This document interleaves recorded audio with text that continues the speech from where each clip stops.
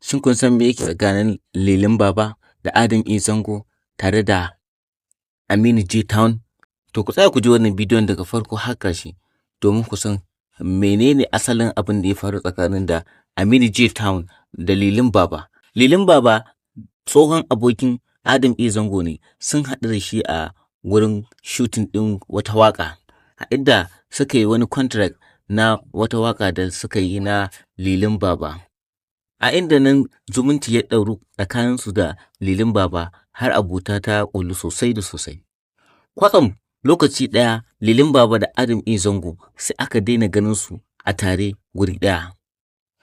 A wata majiyar an ce saboda Lilin Baba ya auri matarsa Ummi Rahab. Wata majiyar kuwa ya ce Adam E. Zango ya nuna buƙatar aurenta ne, shi yasa abin ya faru haka. Lilin Baba da Adam E. Zango wannan matsala ta faru. Sannan shi kuma Aminu J Town, wata majiya an ce Aminu J Town wata matsala suka samu da Adam E. Zango a social media akan wani abu da ya dangance su tsakaninsu.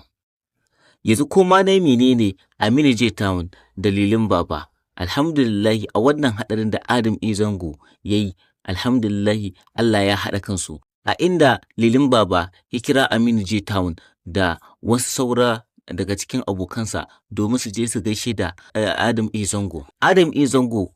Zango ya ji daɗin wannan ziyara, a inda suka yi musabaha, suka yafe wa juna, sannan kuma suka yafe wa juna, aka fahimci juna, sannan kuma suka ƙara yafe wa juna, suka yi musabaha.